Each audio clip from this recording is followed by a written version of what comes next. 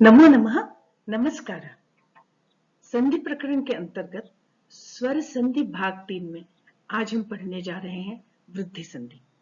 इसके पूर्व के वीडियोस में हमने संधि की भूमिका और स्वर संधि के दो प्रकार दीर्घ संधि और गुण संधि का विस्तृत विवेचन किया है। यदि आपने वो वीडियोस नहीं देखे तो डिस्क्रिप्शन बॉक्स में उसकी लिंक पर जाकर या इस वीडियो के अंत में आई बटन पर क्लिक करके आप उन वीडियोस को अवश्य देखें। तो वृद्धि संधि को पढ़ने के पूर्व हम पहले थोड़ा सिंहावलोकन करते हैं। हमने संधि की परिभाषा देखी कि दो वर्णों के अत्यंत समीप आने पर उनमें जो वर्ण विकार या परिवर्तन होता है उसे संधि कहते हैं, और जब दो स्वर अत्यंत समीप आते हैं तो दो स्वरों के अत्यंत समीप आने पर उनमें जो वर्ण विकार या परिवर्तन होता है उसे स्वर संधि कहते हैं। हमने स्वर संधि के भेद जाने, प्रमुख भेद, दीर्घ संधि, गुण संधि, वृद्धि संधि, यण संधि, अयादि संधि, और वृद्धि संधि का अपवाद पररूप संधि और अयादि संधि का अपवाद पूर्व रूप संधि। इस प्रकार स्वर संधि के भेदों के नाम जानने के साथ ही हमने पिछले दो वीडियोस में स्वर संधि के अंतर्गत दीर्घ संधि और गुण संधि की परिभाषा पढ़ते समय यह जाना कि यदि ह्रस्व या दीर्घ अ के बाद यदि ह्रस्व या दीर्घ अ ही आता है तो दोनों के स्थान पर दीर्घ आ हो जाता है और यह स्थिति दीर्घ संधि में बनती है।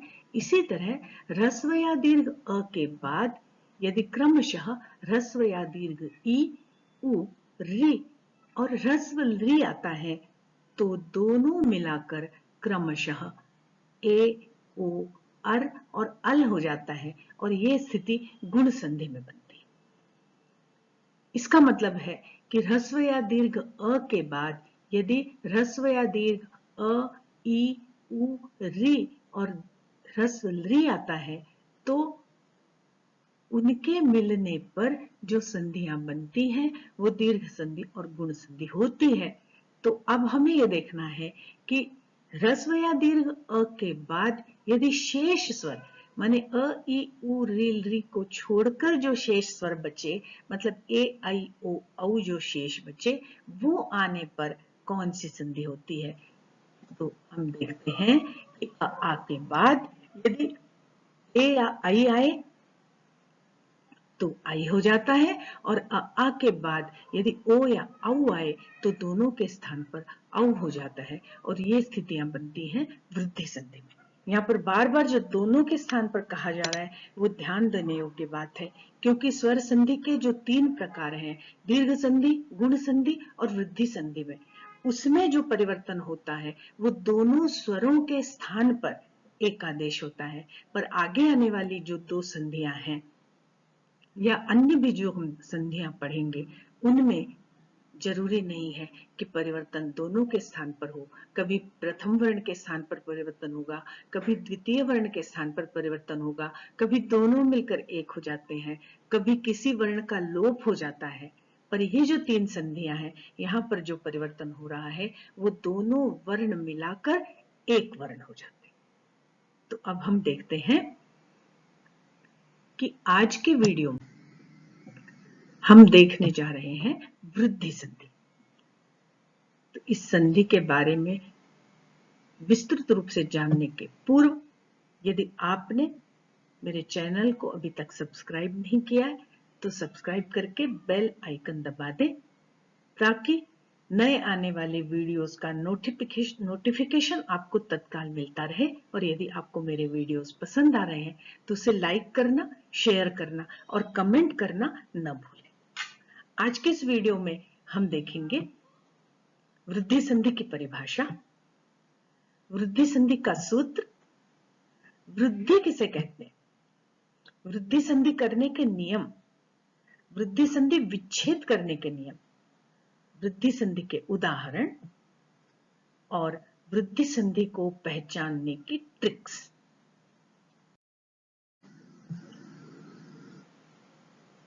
तो आइए हम देखते हैं वृद्धि संधि की परिभाषा। वृद्धि संधि का सूत्र है वृद्धि रेचि।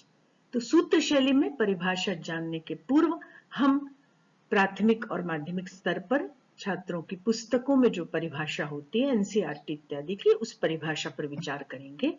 तो वहां परिभाषा लिखी हुई है कि यदि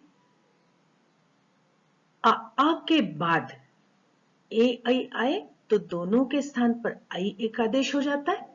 इसी तरह यदि आ के बाद माने ह्रस्व या दीर्घ अ के बाद यदि ओ आए या औ आए तो दोनों के स्थान पर औ एक आदेश हो जाता है। अर्थात आ माने अ या आ ह्रस्व या दीर्घ अ के बाद यदि ए आए, ह्रस्व या दीर्घ अ के बाद यदि ए आए तो भी आई, और आई आए तो भी दोनों के स्थान पर आई हो जाता है।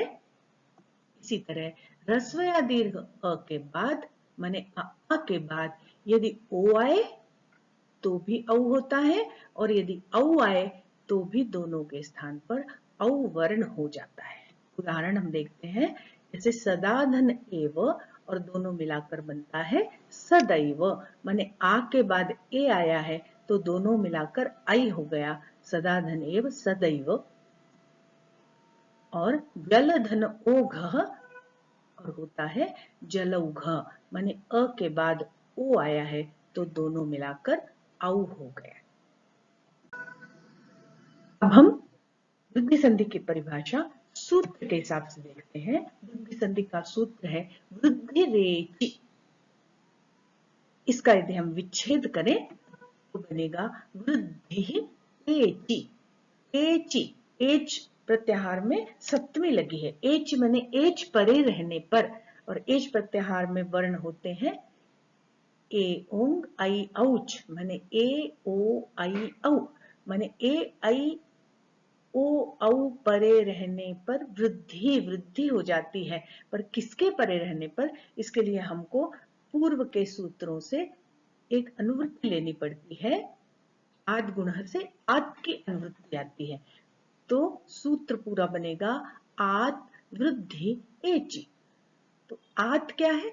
आत माने आ, और उसमें लगी है पंचमी, माने आ के परे, माने आ के बाद, माने ह्रस्व या दीर्घ अ के बाद एचि, एच परे रहने पर, माने ए ओ आई औ परे रहने पर वृद्धि वृद्धि हो जाती है। तो वृद्धि हो जाती है, यह पढ़ने के बाद हमें यह जानना जरूरी है कि वृद्धि माने क्या। तो वृद्धि की परिभाषा है, वृद्धि का परिभाषा सूत्र में वृद्धि का सूत्र लिखा हुआ है वृद्धिरादैच। वृद्धि आदैच माने आत और ऐच, वृद्धि आत ऐच, ऐसी संधि टूटेगी। यानी आत और ऐच की वृद्धि संज्ञा होती है। तो आत माने बड़ा आ दीर्घ आ, और ऐच माने आई और औ, इन तीन वर्णों की वृद्धि संज्ञा होती है। देखिए यहाँ पर आत से केवल दीर्घ आ का ग्रहण हो रहा है, क्योंकि हमने गुण संधि में गुण की जब परिभाषा पढ़ी थी तो वहां अदेंग गुण, अत और एंग को गुण कहते हैं, और यहाँ पर आदैच माने आत और ऐच को वृद्धि कहते हैं। तो वहां अत से अ का ग्रहण हो रहा है और आत से आ का ग्रहण हो रहा है। पर यहाँ जो वृद्धि संधि की परिभाषा में हमने आत देखा, तो यहाँ पर आत से आ दोनों का ग्रहण होगा। तो अब परिभाषा क्या हुई? जब हमने वृद्धि का अर्थ समझ लिया तो परिभाषा यह होगी कि अ या आ के बाद यदि ए ओ आई औ में से कोई सा विस्वर आए तो दोनों के स्थान पर आ आई या औ हो जाता है। तो दोनों के स्थान पर कौन सा स्वर होगा, वो हम जो हमने गुण संधि करते समय जैसी ट्रिक लगाई थी कि उच्चारण के स्थान और प्रयत्न के आधार पर जो निकटतम होगा, जो सवर्ण वर्ण होगा, वही वर्ण होगा। तो हम देखते हैं कि इनका उच्चारण स्थान क्या है और इनका उच्चारण स्थान क्या है। तो देखिए हमने पढ़ा हुआ है कि आ उच्चारण स्थान होता है कंठ, और ए का और ऐ का दोनों का उच्चारण स्थान होता है कंठ तालु। तो जब आ धन ए ऐ मिल करके जब आई बनेंगे तो जो तीन वृद्धि के स्वर हैं आ, आई और औ, उनमें से ये ऐ स्वर ही इनका सवर्ण है, इसलिए आ धन ए या आ धन ऐ बराबर जो वर्ण होगा, जो आदेश होगा, वो ऐ होगा। इसी तरह हम ओ औ का उदाहरण भी देखते हैं कि आ का उच्चारण स्थान है कंठ और ओ औ दोनों का ही उच्चारण स्थान है कंठोष्ठ। तो आ धन ओ या आ धन औ मिलाकर जब औ बनेगा, आ मिलाकर जब वृद्धि होगी तो हम देखेंगे कि आ, ऐ और औ में से सबसे निकटतम और सबसे सवर्ण जो है वो औ वर्ण है, इसलिए आ धन ओ बराबर भी औ होगा और आ धन औ बराबर भी औ ही होगा। तो इस तरह से ये परिभाषा बनेगी कि आ के बाद यदि ए ऐ आए तो ऐ हो जाता है और आ के बाद यदि ओ औ आए तो औ हो जाता है। दोनों के स्थान पर, दोनों वर्णों के स्थान पर यह बात ध्यान में रखना बहुत आवश्यक है। चलिए अब हम कुछ उदाहरणों के माध्यम से इस परिभाषा को और अच्छी तरह समझते हैं। हमने देखा कि आ के बाद ए ऐ आए तो आई होता है और आ के बाद ओ आए तो औ होता है। तो हम क्रमशः ए ऐ ओ औ इन चारों स्वरों के आने पर दोनों के स्थान पर कैसे परिवर्तन होता है उसको विस्तार से देखेंगे। देखिए सदा धन एव और बनता है सदैव। अब देखिए सदा का आ और एव का ए, सदा में से हमने आ निकाल लिया तो यहाँ सद बचा। तो सदा का आ और एव का ए ये दोनों मिलकर के ये बन जाएंगे आई, क्योंकि हमने यहाँ पढ़ा है कि आ धन ए बराबर आई। तो ये दोनों मिलकर के ये आ और ये ए, ये दोनों मिलकर के बन जाएंगे आई और शब्द बनेगा हमारा सद आई व, और ये जुड़कर ये स्थिति बनी सद आई व, और ये जो आई है इस द में जब जुड़ेगा तो शब्द बनेगा सदैव। अब यहां सदा में आ था, इस आ की जगह अगर अ होता तो भी आई ही बनता।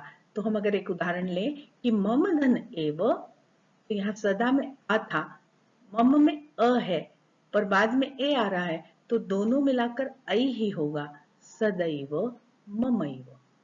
अब हम ए के उदाहरण को देख चुके हैं, अब हम ऐ का उदाहरण देखते हैं कि मत धन ऐक्यम और बनता है शब्द मतैक्यम। अब देखिए मत का अ और ऐक्य का ऐ, मत में से हमने अ निकाल लिया तो यहाँ बचा हलंत त, हलंत मत मतलब त बचा। तो ये मत का अ और ऐक्य का ऐ, ये दोनों जब आपस में मिले तो दोनों के स्थान पर एकादेश हो गया आई और स्थिति बनी मत ऐक्यम। अब इस त में जब ये आई जुड़ेगा तो ये शब्द बनेगा मतैक्यम। इसी तरह यहाँ पर ह्रस्व अ था, अगर यहाँ दीर्घ आ होता, मत की जगह महा होता, महाधन ऐक्यम, तो भी आई ही बनता। तो ये देखिए ये जो आई की मात्रा है मतैक्यम, महैक्यम, सदैव, ममैव, ये वृद्धि संधि को पहचानने की ट्रिक है। मतलब यदि कहीं स्वर संधि के प्रसंग में आई की मात्रा है और संधि विच्छेद उसी आई की मात्रा पर हो रहा है और धन के पूर्व में आ है, तो निश्चित रूप से वो वृद्धि संधि ही होगी। चलिए अब हम ए और आई के उदाहरण देख चुके, अब हम अगली स्लाइड में ओ और औ के उदाहरण देखते हैं।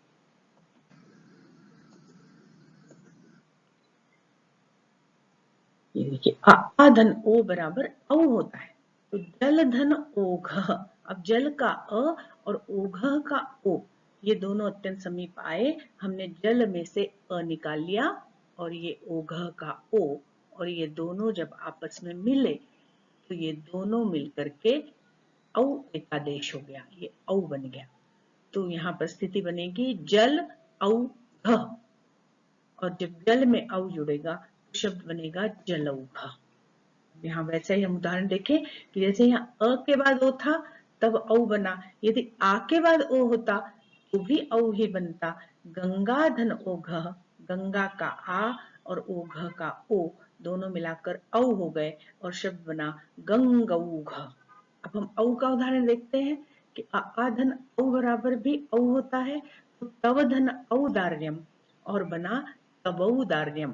तो तव का अ, औदार्यम का औ, ये दोनों अत्यंत समीप आए और दोनों के स्थान पर एकादेश हो गया औ और तव औदार्यम और शब्द बना तवौदार्यम। और यहाँ पर भी आप देखिए यहाँ तव में ह्रस्व अ था और औ आया तो औ बना। अब इसकी जगह अगर दीर्घ आ होता, महाधन औदार्यम होता तो भी औ ही बनता और शब्द बनता महौदार्यम। इस तरह से देखिए ये भी दीर्घ संधि को, वृद्धि संधि को पहचानने की एक ट्रिक ये भी है कि दो मात्राएं महौदार्यम, तवौदार्यम, जलौघ, गंगौघ, ये आई या औ ये मात्राएं दिखे और यहाँ पर ही संधि टूट रही हो और वो यदि स्वर संधि है, धन के दोनों तरफ अगर स्वर आते हैं तो निश्चित रूप से वो वृद्धि संधि ही होगी। अब हम इसके अन्य उदाहरण भी देखते हैं।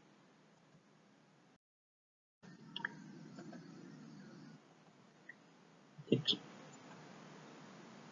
मम धन एव ममैव, तव धन एव तवैव, कृष्ण धन एकत्वं कृष्णैकत्वम्, एक धन एकः एकैकः, तथा धन एव तथैव।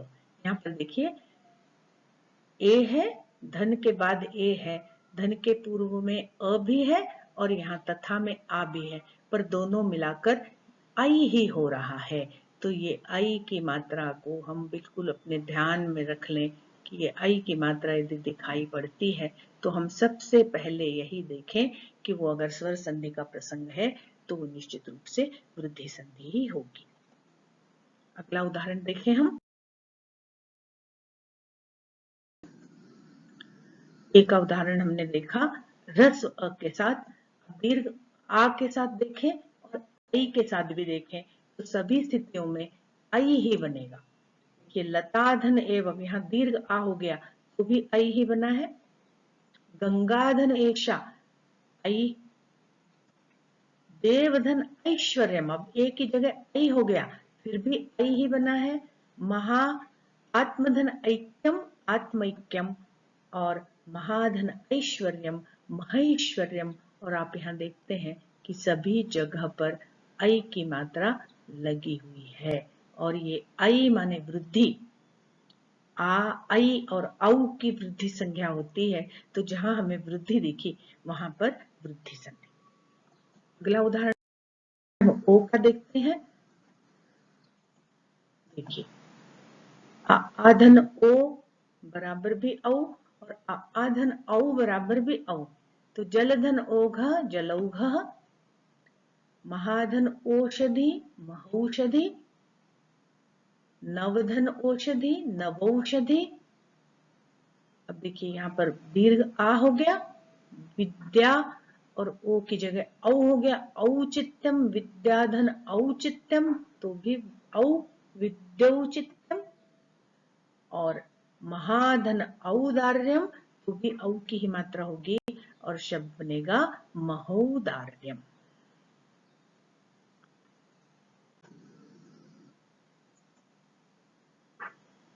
अब हम चलते हैं संधि विच्छेद करने की ट्रिक्स देखते हैं। संधि करना हमने सीख लिया, अब संधि विच्छेद करते समय हमें किस बात का ध्यान रखना है। देखिए कोई सा भी संधि विच्छेद करते समय सबसे पहली महत्वपूर्ण बात होती है कि जब हम संधि विच्छेद करते हैं और दो पदों को अलग करते हैं तो पहली शर्त ये होती है कि दोनों तरफ हमने जो नए पद लिखे हैं वो दोनों पद सार्थक होने चाहिए। तो संधि की परिभाषा में ह्रस्व या दीर्घ ऐसा प्रसंग होता है कि हमने कहा ह्रस्व या दीर्घ अ के बाद, तो अगर हम कोई विच्छेद करते हैं तो हम वहां देख लें कि वहां ह्रस्व होगा या दीर्घ होगा। जैसे दीर्घ संधि की परिभाषा में हमने देखा ह्रस्व या दीर्घ अ के बाद ह्रस्व या दीर्घ आ आए तो दीर्घ आ हो जाता है। तो हम देखें कि वहां उचित क्या है, ह्रस्व लगाना उचित है कि दीर्घ लगाना उचित है। वैसे ही यहाँ वृद्धि संधि के प्रसंग में भी सदाधन एव, तो धन के इस तरफ आ हो सकता है और धन के उस तरफ ए आई में से कुछ भी हो सकता है। तो हम दोनों ही स्थितियों को करके देखेंगे, मन में करें या लिख के देखें कि सद उचित होगा कि सदा उचित होगा। और हमें समझ में आता है कि सद तो सही नहीं है, सदा शब्द सही है। इसी तरह एव सही है कि ऐव सही है, और हम इस निष्कर्ष पे पहुंचते हैं कि ऐव गलत है, एव सही है। तो मात्रा ह्रस्व होगी या दीर्घ होगी धन के इस तरफ, और ए होगा या आई होगा, ये हमको अपनी प्रज्ञा से, अपनी बुद्धि से तय करना पड़ेगा कि शुद्ध शब्द कौन सा है। तो यहाँ पर एव शुद्ध शब्द है, तो हम ऐव नहीं लिखेंगे। और यहाँ पर सद अशुद्ध शब्द है, सदा शुद्ध शब्द है, इसलिए हम यहाँ पर सदा लिखेंगे। अगला उदाहरण देखिए, महेश्वर्यम। यहाँ पर भी दोनों स्थितियां बन सकती हैं, मह भी हो सकता है और महा भी हो सकता है, पर शुद्ध शब्द है मह, शुद्ध शब्द है महा, मह नहीं। इसी तरह ऐश्वर्यम और ऐश्वर्यम दोनों हम विचार करेंगे और हमें समझ में आएगा कि ऐश्वर्यम अशुद्ध शब्द है और ऐश्वर्यम सही वर्तनी है, तो हम यहाँ ऐश्वर्यम लिखेंगे। अगला देखिए, जलधन ओघ, जलौघ बनता है। तो जलौघ को जब हम तोड़ेंगे तो यहाँ हमें औ देखेगा, तो औ का मतलब तो है अधन ओ और अधन औ। इसी तरह अ भी हो सकता है, आप भी हो सकता है। तो हम जल और जला दोनों पर विचार करेंगे। तो जला कोई संस्कृत का शब्द नहीं है, जल शब्द है। इसी तरह औघ नहीं होता, औघ होता है, तो हम औ को रिजेक्ट करेंगे और ओघ लिखेंगे। इसी तरह तवौदार्यम, तवौद औ की मात्रा देखिए, इसका मतलब ये तो तय हो गया कि पूर्व में तो अ या आ में से ही कुछ होगा, तो व या वा, तो वा तो सही नहीं, तवा सही नहीं है, तव सही है। पश्चात ओदार्यम औदार्यम दोनों शब्द हो सकते हैं, पर ओदार्यम अशुद्ध शब्द है, औदार्यम सही शब्द है, इसलिए हमने इसको चुना है, औदार्यम को चुना है। तो संधि विच्छेद करते समय वृद्धि संधि के प्रसंग में हमें यदि आई की मात्रा और औ की मात्रा दिखती है, तो सबसे पहला तो नियम ये हो गया कि धन के पूर्व में या तो अ होगा और या तो आ होगा। हम अ और आ दोनों पर विचार करके देख लें। इसी तरह धन के पश्चात यदि आई है, यदि आई पे संधि टूटी है तो या तो ए होगा या आई होगा, और यदि औ पे हम संधि तोड़ रहे हैं तो या तो ओ होगा या तो औ होगा, और दोनों में से क्या होगा ये हमको विचार पूर्वक लिखना पड़ेगा। और यदि हमने विचार पूर्वक संधि विच्छेद किया तो हमारा संधि विच्छेद सही हो जाएगा। अब हम विचार करते हैं कि संधि को पहचाने कैसे, संधि को पहचानने की ट्रिक्स। तो अभी तक हम 3 संधियां पढ़ चुके हैं, दीर्घ संधि, गुण संधि और वृद्धि संधि। दीर्घ संधि को पहचानना तो बहुत सरल है। दीर्घ आ, दीर्घ ई, दीर्घ उ और दीर्घ री, इन पर यदि संधि टूट रही है तो हमको दोनों तरफ संधि विच्छेद करते समय भी हमको दोनों तरफ सवर्ण लिखना है, माने अ के बाद अ, ई के बाद ई, उ के बाद उ और री के बाद री। पर वृद्धि संधि और गुण संधि को पहचानने की भी एक बहुत अच्छी ट्रिक है, बड़ी आसानी से हम पहचान सकते हैं कि कौन सी गुण संधि है और कौन सी वृद्धि संधि। गुण संधि में एक मात्रा होती है और वृद्धि संधि में 2 मात्राएं होती, ए की होगी तो भी और आई की होगी तो भी। तो देखिए, ये वृद्धि संधि, ये गुण संधि, उपेंद्र, देवेंद्र, गणेश, महेश, नरेश, लतेव, सब में एक ही मात्रा है, तो ये गुण संधि के प्रसंग है। इसी तरह एक मात्रा ओ की, भाग्योदय, नरोत्तम, हितोपदेश, महोत्सव, गंगोदकम, ओ ए आपको दिख रहा है, और वो अगर स्वर संधि का प्रसंग है और आप उसको तोड़ के देख रहे हैं तो निश्चित रूप से वो गुण संधि होगी। इसी तरह री की जगह पर अर हो जाता है तो देवर्षि, महर्षि, ग्रीष्म ऋतु, वर्ष ऋतु, अर अर अर आ रहा है, रेफ ऊपर चला गया, अर का जो हलंत र था वो ऊपर चला जाता। तो ऐसी स्थितियां यदि बन रही हैं तो वो गुण संधि है। ये तवलकार लरी की जगह पर अल हुआ है, पर लरी के उदाहरण बहुत कम मिलते हैं, प्रायः ए, ओ और अर इसके ही उदाहरण भी होते हैं। परीक्षा में भी प्राय यही 3 स्वरों से रिलेटेड संधि पूछी जाती है। अब हम देखें वृद्धि संधि। वृद्धि संधि नाम से स्पष्ट है, वृद्धि। हमने गुण की परिभाषा पढ़ी, ए, ओ और अ को गुण कहते हैं, मतलब ए, ओ, अर ये हो गए गुण। ए दिखे तो गुण, ओ दिखे तो गुण, अर दिखे तो गुण। और हमने वृद्धि की परिभाषा पढ़ी कि आई और औ, आ, आई और औ को वृद्धि कहते हैं। तो प्रारंभिक जो कक्षाएं हैं, माध्यमिक कक्षाएं हैं, उनमें आई और औ की वृद्धि संधि ही पूछी जाती है। तो आई दिखे तो वृद्धि, वृद्धि दिख रही है तो वृद्धि संधि, गुण दिख रहा है तो गुण संधि, दीर्घ स्वर दिख रहा है तो दीर्घ संधि। तो देखिए कैसे हमें वृद्धि दिख रही है। ये देखिए, लतैव गंगैषा देवैश्वर्यम आत्मैक्यम महेश्वर्यम। ये जो आई की मात्रा दिख रही है, आई माने वृद्धि, वृद्धि संज्ञा है, आई औ की वृद्धि संज्ञा है। और इसी तरह औ की मात्रा अगर हमको दिख रही है तो वहां भी वृद्धि संधि होगी। जलौघः, महौषधि, नवौषधि, विद्यौचित्यम। ये औ औ औ की मात्राएं जहां पर भी हमें दिखे वहां हमें समझ जाना चाहिए कि ये 99% वृद्धि संधि होगी। 99% इसलिए बोला कि कभी कभी दूसरी संधियों के प्रसंग में भी ए या आई की मात्रा है तो आपको कंफ्यूजन नहीं होना चाहिए। यहाँ पर आई और औ की मात्रा पर संधि टूटनी चाहिए, संधि विच्छेद वही होना चाहिए। और संधि विच्छेद होने के बाद दोनों तरफ स्वर का होना भी आवश्यक है, तभी गुण संधि होगी और तभी वृद्धि संधि होगी।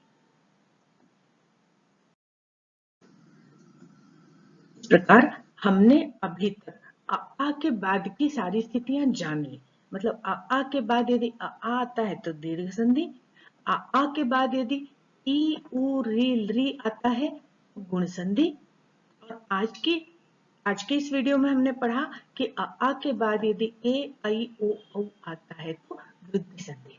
स्वर संधि की ये शर्त है कि धन के दोनों ओर स्वर होना चाहिए, माने पूर्व शब्द का जो पहला शब्द है उसका अंतिम अक्षर और दूसरे शब्द का प्रथम अक्षर स्वर ही होना चाहिए।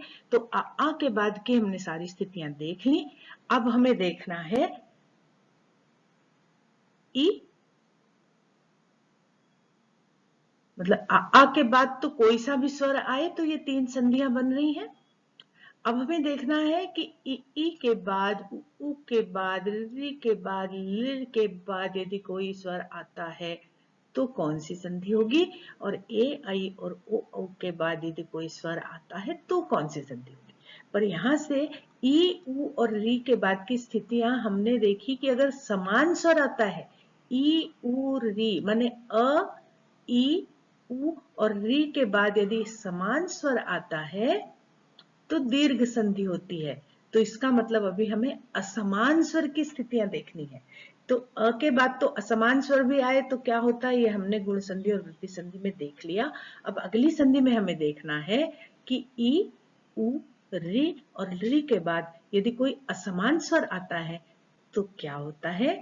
और इसी तरह और अगले वीडियो में हम देखेंगे कि ए, आई, ओ, औ के बाद यदि कोई असमान स्वर आता है तो क्या होता है, या असमान या ए, आई, ओ के बाद असमान या समान कोई सा भी स्वर आता है तो क्या होता है। ये स्थितियां देखने के लिए हम आगे के 2 वीडियोस में पढ़ेंगे कि ई, उ, री के बाद असमान स्वर आए तो यण संधि होती है, और ए, आई, ओ, औ के बाद यदि कोई स्वर आए तो अयादी संधि होती है। तो अगले वीडियोस में हम ये पढ़ेंगे। आपने अगर पिछले वीडियोस नहीं देखे, मैं फिर से कह रही हूं, अगर आपने पिछले वीडियोस नहीं देखे हैं तो आई बटन पर जाकर या डिस्क्रिप्शन बॉक्स में जाकर आप भूमिका का वीडियो, दीर्घ संधि का वीडियो और गुण संधि का वीडियो भी अवश्य देखें। आज के लिए बस इतना ही। अगर आपने अभी तक भी चैनल को सब्सक्राइब नहीं किया है तो जल्दी से सब्सक्राइब कीजिए, बेल आइकन को दबाइए और यदि आपको वीडियो पसंद आया है तो उसे लाइक करिए, शेयर करिए, अपने अच्छे कमेंट्स दीजिए। धन्यवादः। नमो नमः। पुनर्मिलामः। जयतु संस्कृतम, जयतु भारतम।